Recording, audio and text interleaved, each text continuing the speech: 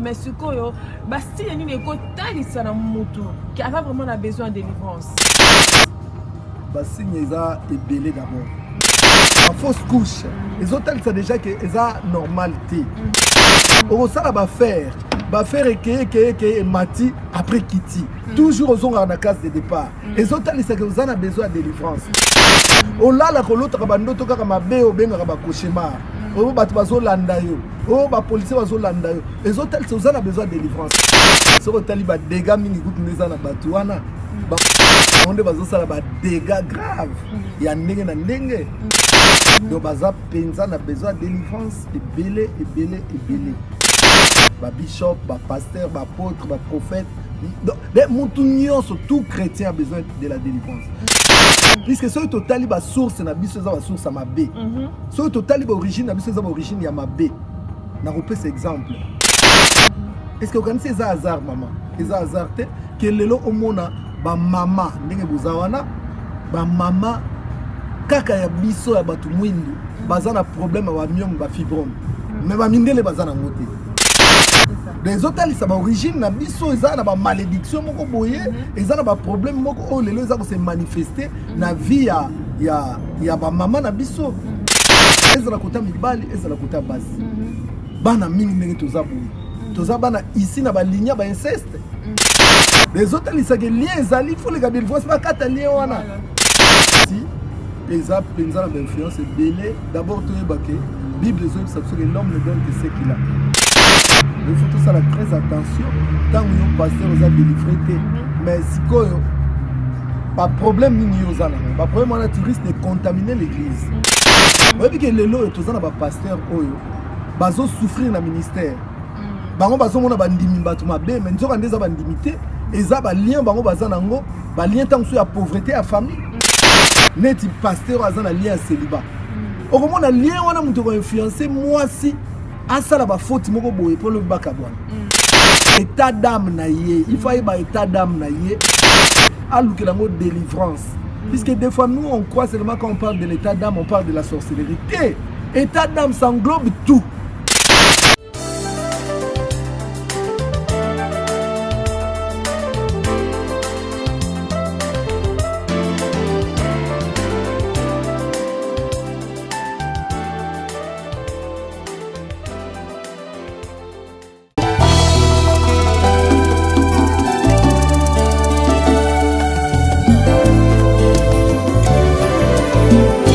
Éternel, je lève à toi mon âme. Mon Dieu, en toi je me confie. Que je ne sois pas couvert de honte. Que mes ennemis ne se réjouissent pas à mon sujet. Alléluia.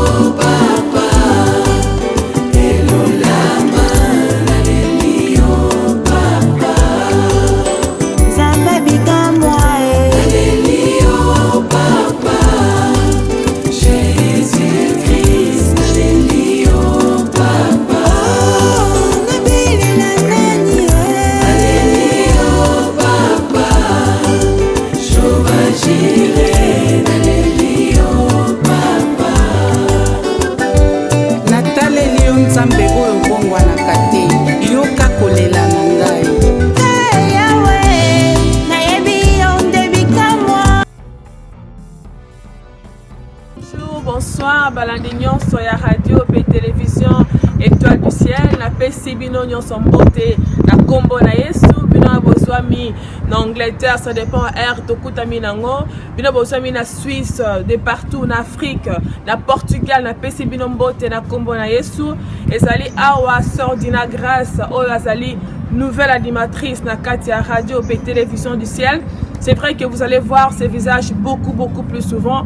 Aujourd'hui, dans l'émission Nabino Oboebi, pourquoi je souffre, qui est présenté par le pasteur Miko Bashika, que nous allons recevoir, qui va parler avec nous ensemble pendant quelques minutes d'un sujet très important. Bonjour pasteur. Bonjour Serge. Heureuse de vous recevoir. Merci beaucoup. Prenez place s'il vous plaît. Voilà, bien aimé dans le Seigneur, on est dans le bas qui tout à l'heure, dans le cadre de l'émission Nabiso, pourquoi je souffre, avec le pasteur Miko Bachika. Nous allons parler d'un thème très important au temps où déjà Boyo Kaka déjà très souvent, mais par la grâce de Dieu, pasteur Lelo a comme campé, qu'au fongolais et puis qu'au développé pour une bonne compréhension. Donc on a aussi un stylo, un cahier, une Bible, parce que pasteur Miko a mis la lumière sur ce thème-là. Donc, on va parler sur la délivrance. Pasteur, le dossier qui m'a expliqué, c'est quoi la délivrance, pasteur?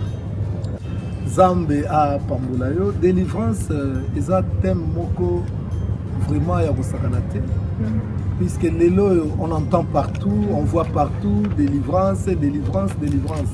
Or, délivrance, c'est le bandit l'élo, mais comme il y a en vogue l'élo, délivrance, c'est le bandit l'élo, et banda depuis Kala. Alors, comme on tourne la question, je vais d'abord définir mon délivrance, c'est quoi la délivrance? Donc, délivrance, c'est l'effet à libération, il y a Moutou. Qu'on libère Moutou, qui captif dans le monde des ténèbres, qu'on l'ongolaye dans le monde douana, qu'on mémaye dans le monde de la lumière. Donc, c'est ça ce que nous pouvons appeler la délivrance. Qu'on l'ongola Moutou, donc on va franchir Moutou. Na servitude, na boumbu wa satana, pe ko memaye na liberté. Donc yango ande to bengi délivrance. Pe na koloba toujours na délivrance. Délivrance c'est un concept ya mutute, ezali concept ya Nzambe yemoko. Nzambe yemoko mutu a salima kambwana ya délivrance.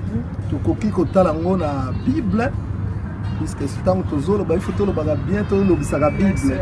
Au lieu to lo baga biso moko tozolo babiso moko ezala malamu te ebongi bible nde eyeba koloba tokomona délivrance po bato bazokanisa délivrance yango ebandi lelo ebanda kala, c'est ça, ebanda mpenza kala. Alors awa toza na Exode chapitre 3 verset 7 et verset 8. Exode chapitre 3 verset 7 et verset 8. Alors awa tozomona Nzambe alobi boye, l'Éternel dit: j'ai vu la souffrance de mon peuple qui est en Égypte. Et j'ai entendu les cris qu'elles font pousser ses oppresseurs. Car je connais ces douleurs, je suis descendu pour les délivrer de la main des Égyptiens et pour les faire monter de ce pays dans un bon et vaste pays, dans un pays ruisselant de lait et de miel. Alors tout le monde Nzambe yemoko ko introduire concept de délivrance. Puisque avant on n'a jamais parlé de délivrance. Mais alors tout le monde Nzambe ko lobela délivrance. Ko lobela délivrance, Nzambe lobi ke na yoki ko lela bana na ngai. Na yebi ba passe na bango, yango na kiti pona kangola bango, pona délivrer bango, na longola bango na maboko ya Pharaon.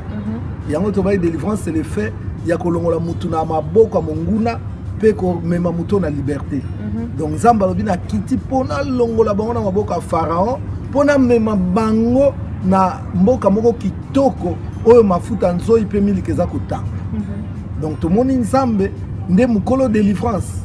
Yango na lobaka ke ba pasteur lelo on dit n'importe quoi. Pasteur a oyebisa mutu yaka na délivrer yo. Est-ce qu'un homme peut délivrer quelqu'un? Je ne pense pas. Mais à toki Nzamba kiti, mais Nzamba ke kosolana Moïse. Pe azotinda Moïse yo kende. Kende pour bimisa peuple nanga. Mais ce n'est pas Moïse qui agit, mais c'est Dieu qui agit au travers de Moïse. Soki pe Nzamba bona Moïse a osala eloko.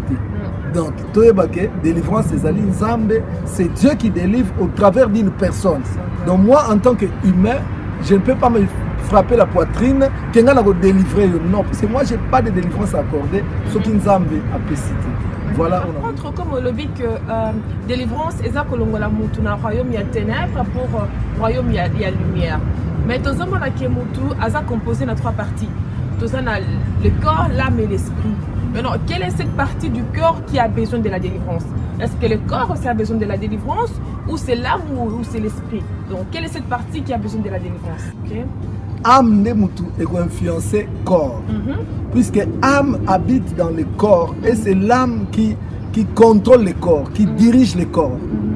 Yango to mona lelo mutu balingi mobali alingi yo alingi ko mazoba na ye aokene pa nganga kangiyo okompe ko landa ye. Ozomona ke tant akangi nzoto na yo te. Makangi nde molimo na yo oto benga âme. Akangi nde âme na yo. Donc c'est l'âme qui a besoin de la délivrance. Yango na pesaka verset Psaume 143, tozolo sa Bible, Bible le baganango. Psaume 143. Non, Psaume 142, pardon. Psaume 142, verset 8. Yoka, balobi boye. Mutazolo ba makambo eza nani David. David, l'homme selon le cœur de Dieu, pas n'importe qui. Yoka ne David azoluba. Tire mon âme de sa prison. Tire mon âme de sa prison. Donc David azolela, azoloba. Nzambe bimi sa âme dans la prison. Donc David avait compris que son âme était emprisonnée. Son âme était dans la prison. Pour vivre David, physiquement David a été au côté prison. Nulle part au monde à David est prisonnier quelque part, non. Par contre, on connaît les gens qui étaient en prison. Jérémie Azaraga en prison, Paul Silas en prison, Pierre Azaraga en prison. Mais David a tiré le côté à prison physique. Mais ici, il prie, Azobon de l'Anzam, Nzambe, bimi sa âme dans la prison. Donc, il avait un problème. David en prison. Donc, voilà, il y a un chapitre qui a développé aussi côté. Sinon, tu as un thème. Alors, ils ont dit délivrance, ils ont âme, ils ont tout. Ils ont âme, ils ont tout. Alors, ce qui est là, pour les lots, makambo ndenge na ndenge komi ko sala na église bazo bimisa batu masasi bazo bimisa batu ba muselekete bazo bimisa batu ba mpese. Donc on ne comprend plus. Jean 3:6 Jean 3:6 le biso, ce qui est chair est chair et ce qui est esprit est esprit. Donc Bible les autres ça que la chair c'est le médecin et l'esprit c'est le pasteur, le serviteur de Dieu. Donc il y a une différence. Donc ce qui moutou, azao, mousseleke tazana libumu, a aucune échographie. Mais l'échographie, ba moni mousseleke te basa l'opération ba bimisi. Ozomona, puisque na Bible to moni Yesu ko Pierre, Paul ko benga na serpent. Moi sur acte 16:16, oh avec na serpent, ba benga na ki serpent, mais on n'a pas vu le serpent. Donc nous soignons les spirituels, nous chassons les esprits, pas les physiques. Donc, il faut que tant que tu as délivrance, il y a délivrance par rapport à âme, par rapport à âme. Il y a délivrance physique. Donc, il faut que tu aies bouleverser l'église. Ils ont ça,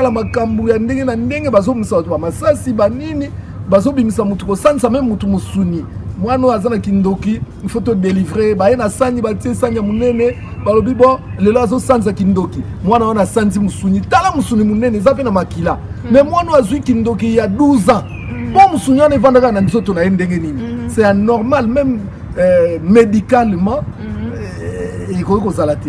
Donc ça ce sont des aventures. Délivrance et zalaka il y a âme pour âme de mutu ezo contrôler nzoto. Yango moniso bakangi mwasi na kisi akomiso ba mobali wana pour amener ça centre de décision, centre des émotions, des sentiments, de la volonté. Yango a te délivrer âme, te délivrer physique. Mais quand vous délivrez l'âme, l'âme c'est quoi influencer physique. Ah d'accord. Et quoi influencer c'est quoi physique. Que muto azala ko bota te akomi ko bota. Que muto yo azala so ndenge no mona même muto longe changer comme normal. Pour azala na masque de vieillesse. On va biloko donc âme influence ça. Corps. Donc voilà, on a vu. Merci beaucoup pour la réponse. Le pasteur a dit que la délivrance, c'est la délivrance de l'âme. Donc na kati ya nzoto mutu tant bazo délivrer yeba landa ndeko nanga yeba pasteur alobi a expliquer bien alobi eza am na yo nde basenga la po eleka délivrance. Mais pasteur, comme eza am nde eleka délivrance, est-ce que mutu peut attendre sami na molimo santo azo parler en langue? Est-ce que mutu n'a pas cause de la besoin de délivrance?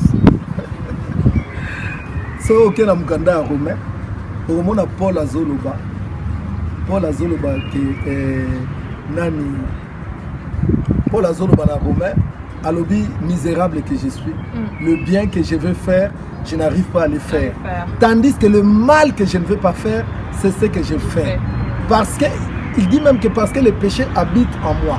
Donc c'est un esprit moko ya mabe evandikati na ye yoka conclusion ndenge alobi qui me délivrera. Donc Paul P mosali na nzambe azosekisa bibembe oyo azosala makambo ndenge na ndenge oyo kaka azoleka boye ombre nezobikisa bato oyo bato bazotouche corps na ye na mouchoir mpe bazokende aplike na banzoto ya ndeko na bango bazobika. Mais Paul wana tala place azalaki Paul azoloba awa toza na Romain toleki déjà acte des apôtres toza na Romain Paul azoloba qui me délivrera. Mais Paul c'était un homme rempli du Saint-Esprit nazalaki koluka délivrance na ye. Donc délivrance, même un chrétien né de nouveau a coupé kozala moto oyo aza koluka délivrance. Donc délivrance c'est ça pour tout le monde. D'ailleurs la question na oyo comme on a le tambola ba église comme on a pasteur aza na lien ya célibat ya famille na bango a divorcer kaka comme on a pasteur a bali a divorcer na maman pasteur a zui moi c'est un ministère. Mais si on fouille via pasteur wana komona yemo maman nazaki deuxième bureau koko na zaki na basi 4 donc yepé ka ndenge moko lien wana ezolanda ye lien wana ezolanda ye. Donc il fallait qu'on a délivrance pour lien wana katana soki te akozana zo parler langue zo biksa bato mais lien wana ezaka katina ye ko bosa na te mutu munene lokola Élie le prophète alobi je ne suis pas meilleur que mes pères. Or que yemta okitsa moto azobe la moto kita aiki mutabikamo mais amitali alobi anaza meilleur que ma père na ngai. Donc il y a un lien oyo il faut ekatana. Il y a des condamnations oyo il faut katana. Oh ezande ngwana mama. Donc soki to sali bongo te yango zo mona ba pasteur bazo sala ba aventure na l'église on mona pasteur sou très colérique très colérique. Moindre problème à tombo kalobi so ko saka nyoko mwana ko laxer so ngala zanani. Donc comprendre que pasteur azana ba réclamation moko boyeza ko benda ye ezong c'est la case de départ. Donc azana a besoin de délivrance. So ba scandale dans l'église puisque les lots ont la majorité beaucoup de pasteurs qui ne sont pas délivrés. Ils parlent de la délivrance mais eux-mêmes ils ne sont pas délivrés. C'est ça le malheur de l'église na biso. Merci beaucoup, pasteur. Bon, pasteur, ce que tu as si une personne est en Christ, hein, donc, comme tu as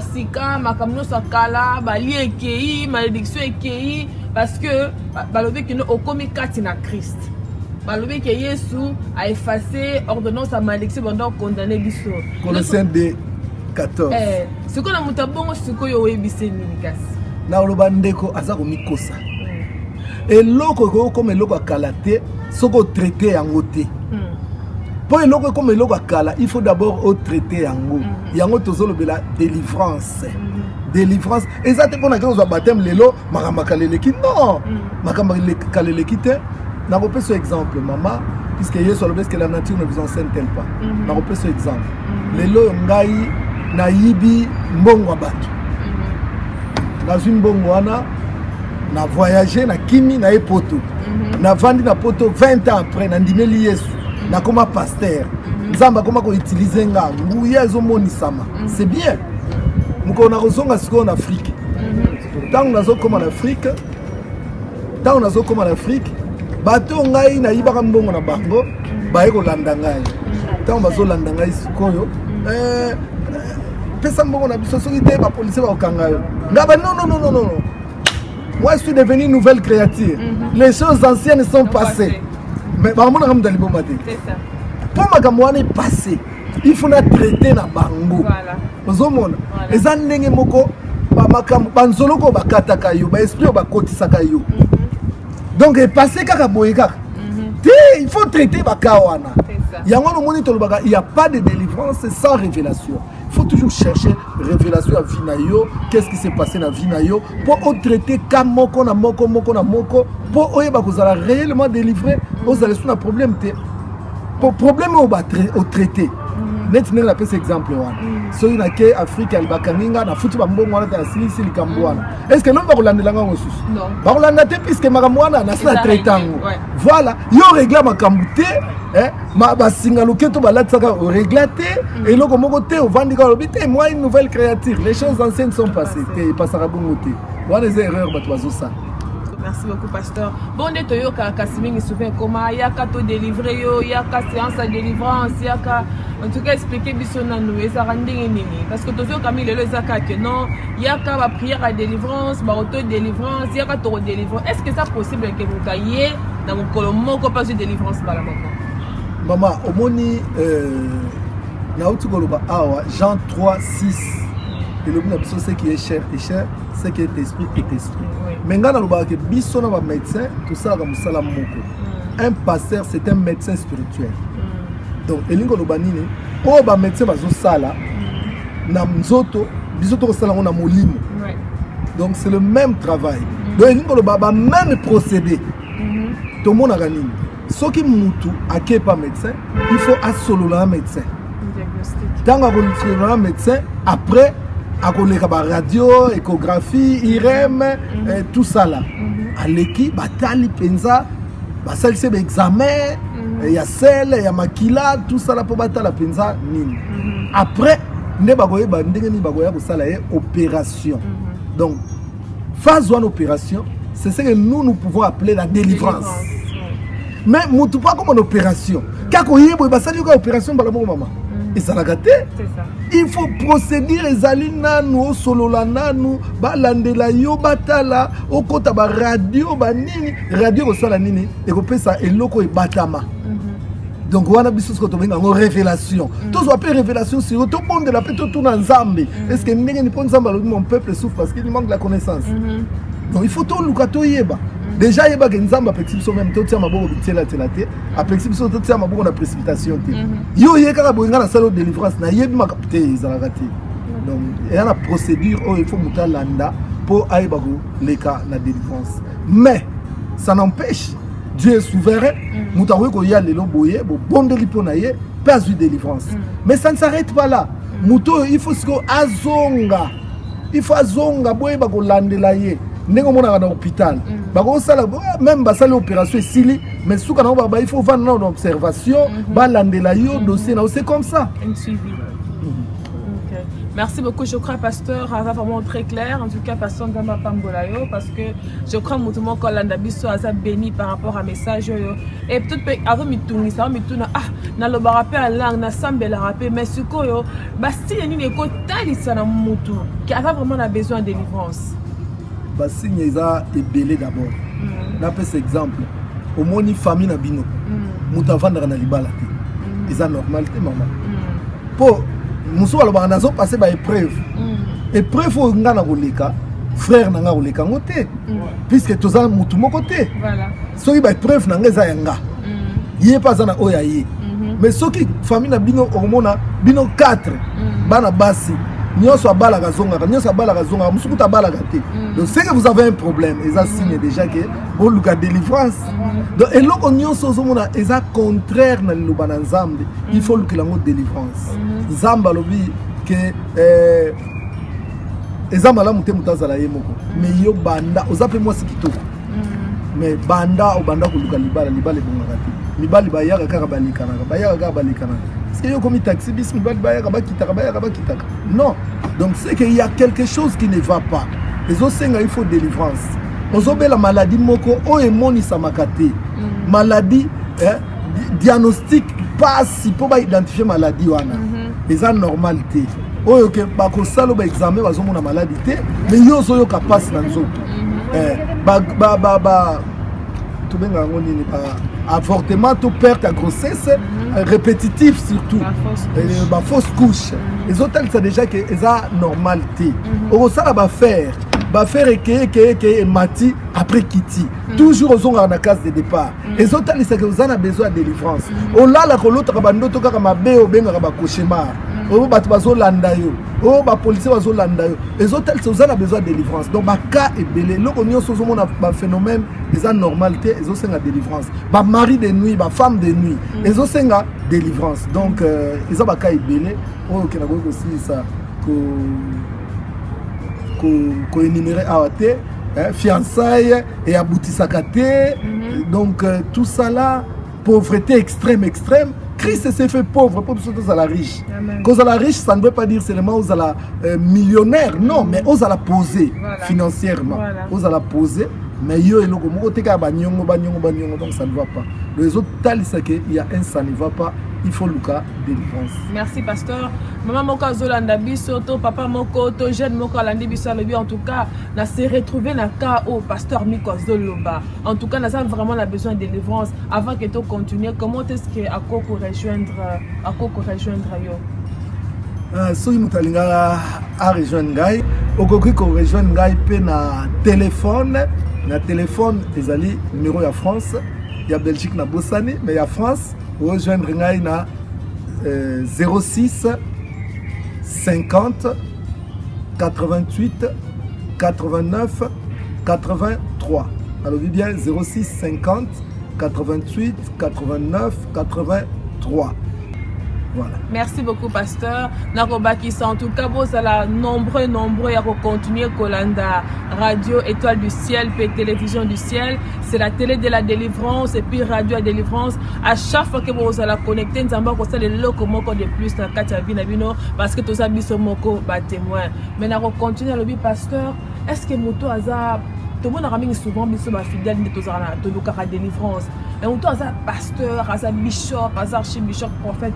Est-ce que on n'a pas besoin de délivrance? Mais ça, question que tu répondre tout à l'heure. Si on a des dégâts, mini groupe nous en a batouana. On a besoin de dégâts graves. Il y a n'engue na n'engue. Donc baza penza na besoin de délivrance et belé. Ba bishop, ba pasteur, ba apôtre, ba prophète. Donc tout chrétien a besoin de la délivrance.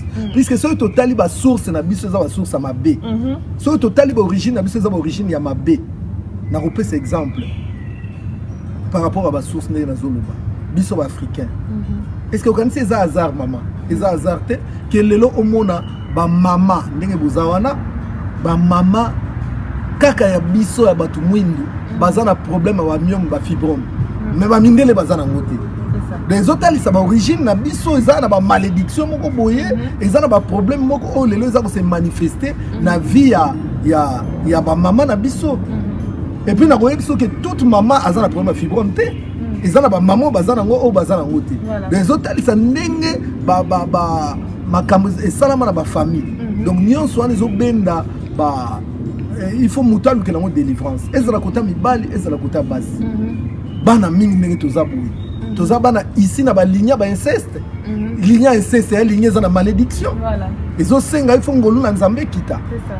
Mingi surtout n'était pas ndeko na biso mususu na otanga bakumba bikolote, ba kituri ezali, oyo okay il faut bala nièce na yo, bala neve na yo, tout ça là. Bon, siko ba balana mwana babota yo. Bon yo ndengwa yo opambola te il faut luka délivrance.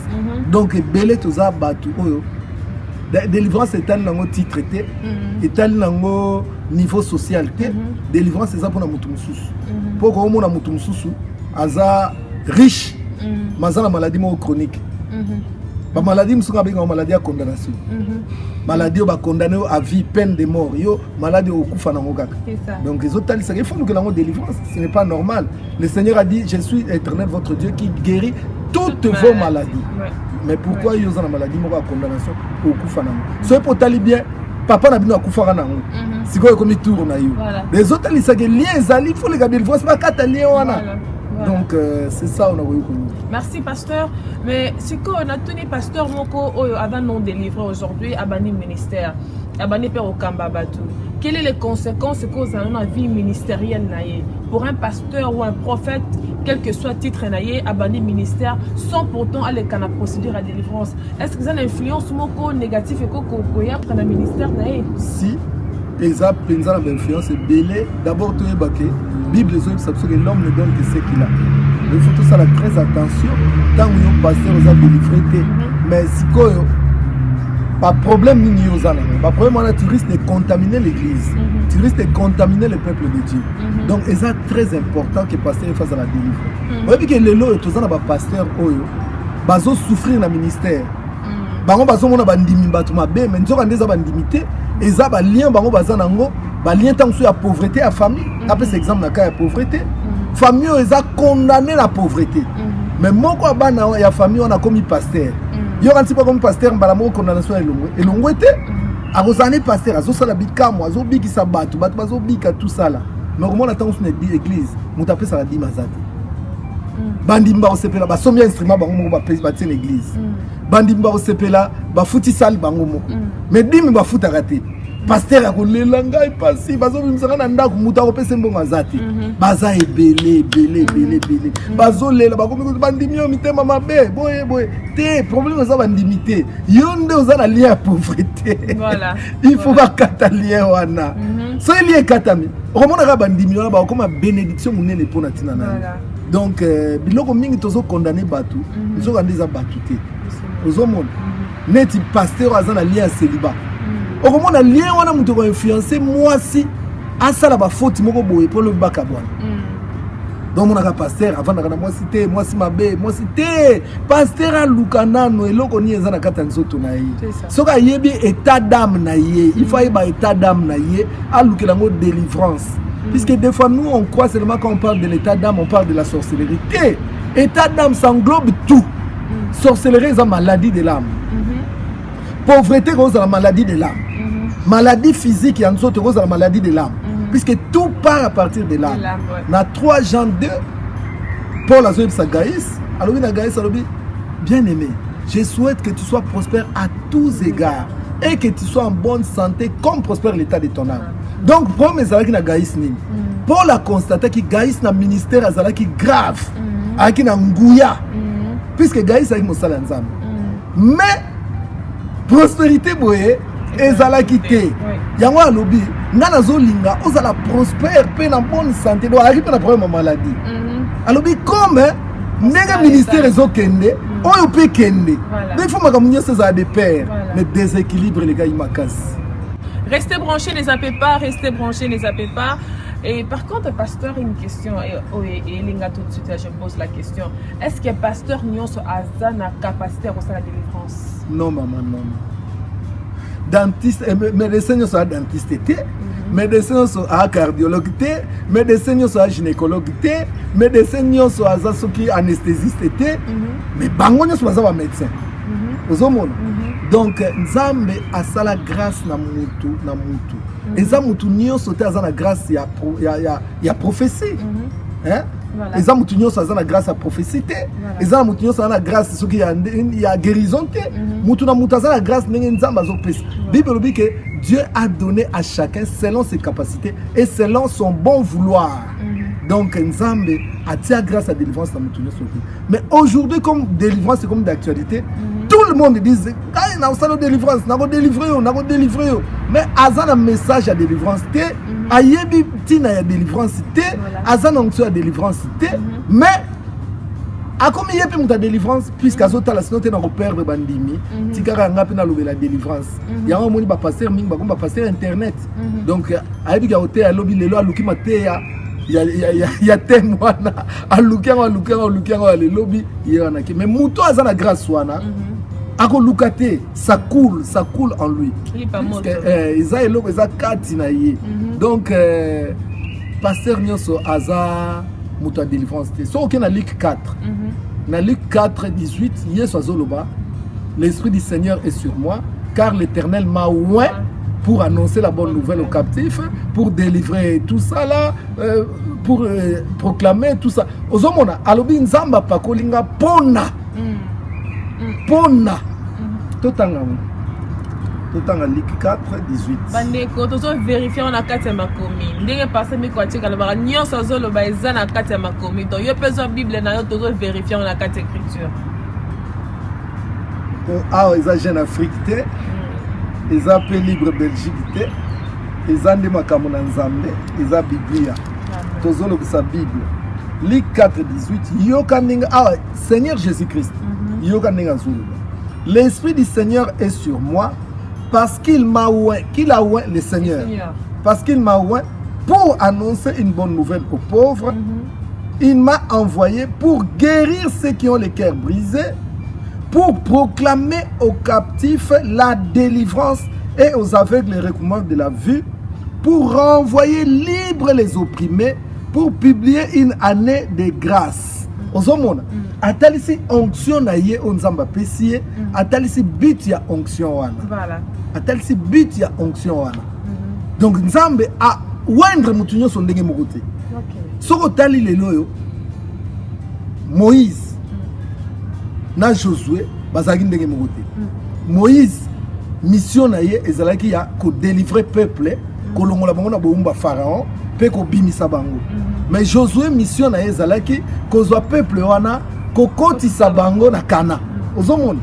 Bon lelo biso ba passer une comme na mission moko. Mais wana nzambe donc tout le monde se dit ngai délivrance, ngai délivrance, ngai délivrance juste pour attirer le peuple. Voilà. Mais dans la conseiller le peuple de Dieu avant au kende que nous délivrance quelque part.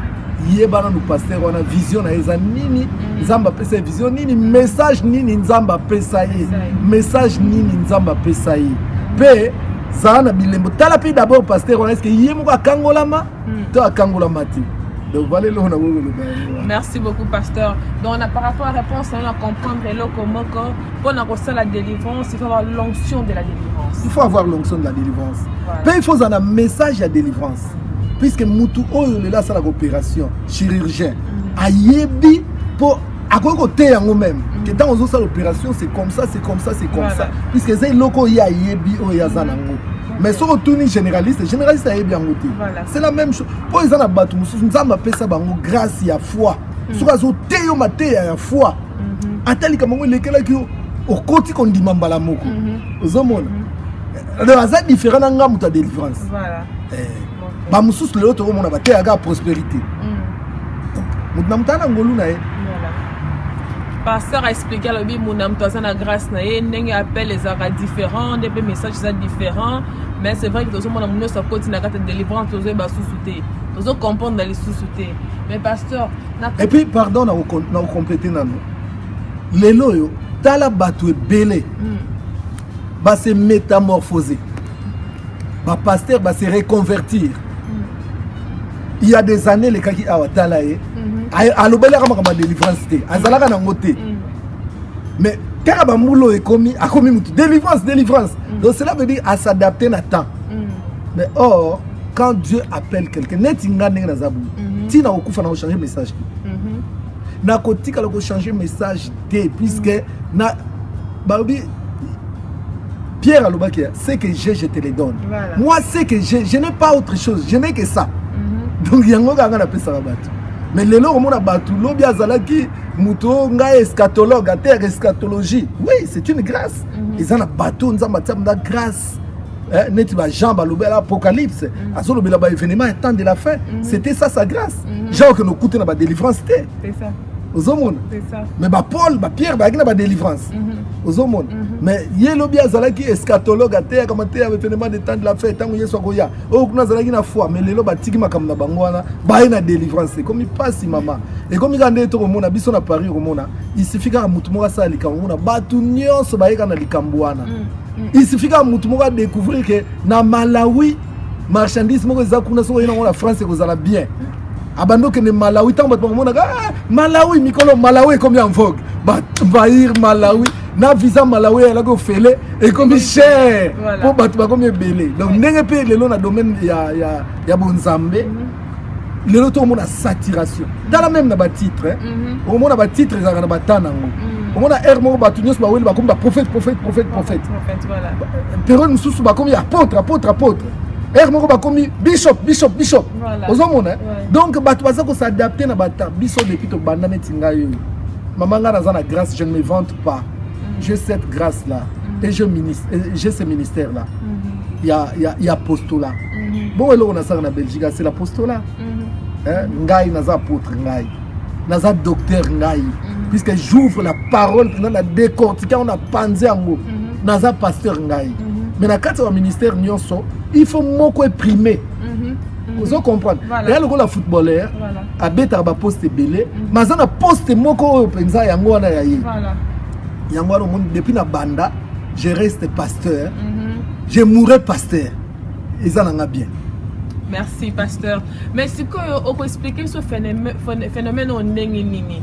que tout le monde court vers ce ministère, tout le ministère court vers la délivrance. Est-ce qu'ils ont manque de vision ou bien ils ont manque d'appel? Comment on peut expliquer? Parce que c'est vrai que toi qui ont un peu moins belé, parce que d'habitude je crois dans une campagne de délivrance, 3 jours à délivrance, 3 jours extraordinaire, terme il y a kilo sur la délivrance. Mais pasteur, comment on peut expliquer ces phénomènes? La délivrance prophétique. Voilà. Donc des termes tellement que c'est au fond la dictionnaire pour comprendre des mots tellement lourds que je ne comprends même pas. Comment est-ce qu'on peut expliquer ce phénomène d'un coup et bimi boye? Et ça manque de vision. Est-ce que l'appel est là parce que dans le lobby appelle nous si un message non parce que Nzambé a fait un message moko pour un peuple moko boye. Mais tout le monde a porté la délivrance. Comment on peut éclaircir Nzambé azolanda biso par rapport à maman, ça? je pense que tu viens de le dire déjà que mingi eza likambo ya peine. Omoni surtout biso na poto. Toye ko luka. Mutu sa otala ba koto na kilo luka musala na simite. Na kota comme na ba verset na kota koto délivrance. Ozomona. Muso azani ka courir de jipon, a dit que bon pour na zo pas si bien. Faut na comme pasteur. Na me on a délivrance. Ah déjà na ba stratégie na yi. La délivrance, ozomona ba délivrance c'est comme il y a ba onction d'huile mama. Délivrance onction d'huile on sala maga ya ba mama ya ba tate za la raté. Na kamwa ka penza makambo. Ozomona mingi za manque d'appel, muso za appel les ali mais manque de vision. Ponza ba go benga yo mais vanda nami. Ti appelle sa vision, peut appeler son message. Mingi ezati. Bato yo les longs de tout le bas, dans le monde entier, il y a des gens qui ont battu à la délivrance, mais baza à l'aise dans le ministère de Nzamba. Parce qu'ils ont des messages au Nzamba. Ils ont bénir Batou. Ngamo naza na Batou, pe na sepela na landa. Tant na zo landa, na zo kapunda, ça édifie aussi. Donc ils ont bien, puisque nous nous complétons, c'est ça. Merci, pasteur. Je crois que nous allons vers la fin de notre émission. Mais il y a une question qui est ratée. Les importants, parce que nous allons la paix. Ça dit tout pour nous. Pasteur, il s'agit de qui n'a pas la Bible 5 ministères. Maintenant, ici, c'est bâti ça ministère à délivrance. Est-ce que ça va vraiment? Ministère à délivrance, on a dit que mot délivrance fait recette. Donc, mot délivrance fait recette. Les hommes même na mir, bazo comme déjà et ministère de délivrance c'est ceci c'est là donc tout ça. Il y a que 5 ministères: apostolat, doctorat enseignant, pastoral, évangélique, et prophétique. Les 5 ministères au Bible les a qu'on reconnaître yangoana. Donc délivrance ce sont des comment dire des choses que ou des grâces que Dieu nous a données pour exercer pour le peuple de Dieu. Mais on ne peut pas mettre ça comme un ministère, que ministère de délivrance. Non. Bon, sur le ministère de délivrance, nous sommes sur la délivrance, comment mais voilà. Merci beaucoup, pasteur, pour la réponse. Mais ce qu'on explique, ceux qui toquent pendant les bandes, les deux, ce qu'on peut savoir sur vraie version, comme les ministères, ils sont bana et tumba, les ministères à délivrance, c'est qu'on procédure à monter comme à la statue à délivrance. Est-ce que ça la marche à suivre? Et ça, parce que ceux qui toquent le but, et ça t'es qu'à toucher ma boue comme ta délivrance. Cela veut dire que ça la procédure, la procédure en haut, ça a candé, si on est le vrai pasteur, on a besoin de délivrance. Il faut la salle. Oui, c'est vrai. Nzamba lobi déjà que botia mabo na précipitation. Pour même opération na lobaki, mutoye ka boye, ba opérer non. Obi ngai na bela mine. Pas si moko ko sakana te nazo baluka na urgence. Balobi ngai que monsieur o kanga mutema. Ba pesinga comment on appelle des calmants. O kanga mutema ti il faut tous avoir un résultat pour total. Vous comprenez? C'est la même chose dans la délivrance. Moutayemba on lelo, oh délivrance. Té, tous on a un résultat. Toye banon kana yoza nini. Voilà. Pour mutu muso azali azwaki mobali ya bato. Babwa ki les malades.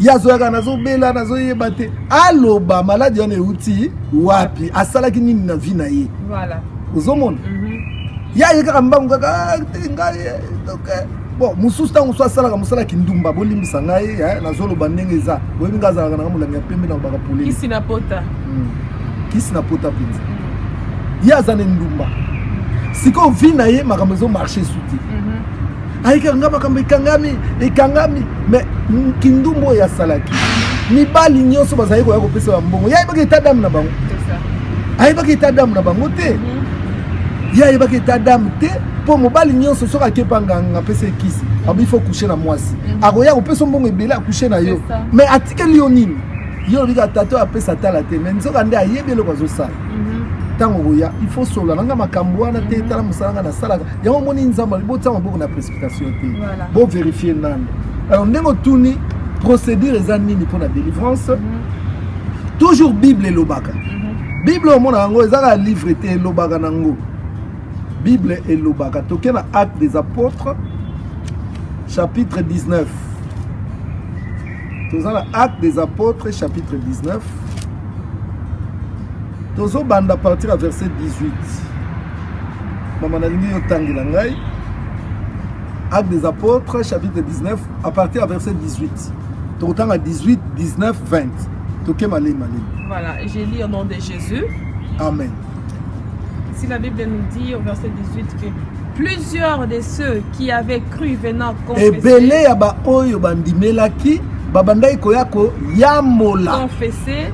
et déclarer ce qu'ils avaient fait. Voilà. Balobi awa ebele ya ba oyo bazalaki kokende koluka délivrance c'est pas apôtre bazalaki kokende koyambola pe koloba makambo nyonso eleka na vie na bango omoni procédure à délivrance la repentance d'abord dire tout ce que oyo yo sala oyo basala yo oyo eleka na vie na yo donc wana nanu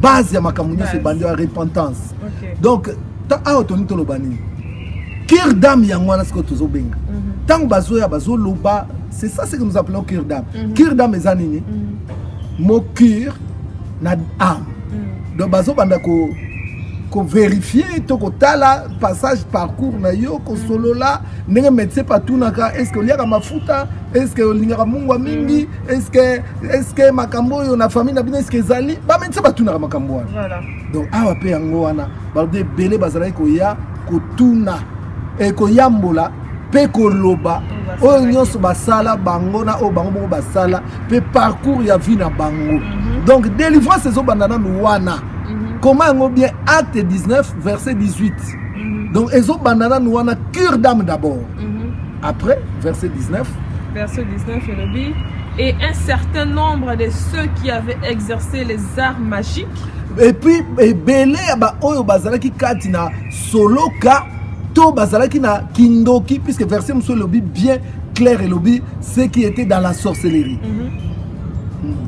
ayant apporté leurs livres bazalaki koya kozongisa biloko na bango ba livre to biloko bango bazalaki telema na ogawa biloko bango bazalaki kosalela na monde wana ya ténèbres bazalaki komema yango omoni donc na kirdam abandi liboso papa ngai na kendenge pa marabu apesaka nga singa boye singa okutu yango apesi yango ozo comprendre oyo pe bazwa biloko batu na ndenge ya mabe kengai ndenge naza boye télévision ezaka na ndako na nga na ibaki yango na Ikea yango ya télévision wana amemi yango aye kotika na église aye kotika yango verset wana ndenge ezoloba tanga verset 20 poto sukisa. Verset 20 Elobi, c'est ainsi que la parole du Seigneur croissait en puissance et en force. Voilà. C'est ainsi. Tant que c'est ainsi, donc c'est une conséquence.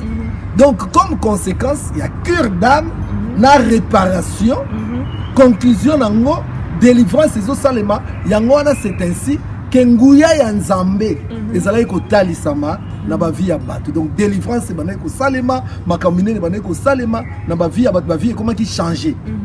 Donc on y procédure. D'abord confesser et déclarer. Deuxième procédure remettre tout la restitution. Hein? Ozana biloko mabe ba kindoki bani nyonso il faut même biloko wana ozana ba bien mal acquis bo tanga na nombre 5 à partir de verset 5 on a bien mal acquis tout fait ça la restituer et après cela ne délivrance ko salema pe nguya ya nzambe e ko talisa mana via batu tala mutloko la par exemple Zaché Yesu alobina okota leo na ndako na yo mais Yesu na kota kité Zaché ye moko par révélation ayebisi Yesu alobi na kozongisa nyonso nga nazwaka Zaché abakisi kuta avec dommage intérêt ozo comprendre donc ndenge likambango ezali avec dommage intérêt Zaché abakisi na kozongisa avec dommage intérêt o nyonso nga nazwaki ya bato et puis tant alobi boy Yesu alobi lelo sali et continue ndako na yo Sali, c'est ça la délivrance. Donc ça, ce sont des préalables. Oh, il faut tout bon ça. Donc marche à délivrance, c'est d'abord la cure d'âme. Après cure d'âme, il y a réparation, to restitution.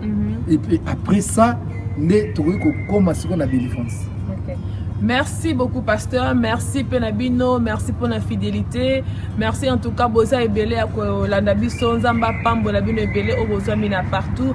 Donc, comme il vraiment dans la émission Nabi, son Nabi qui est facilité, thème à délivrance, thème mon comme néné.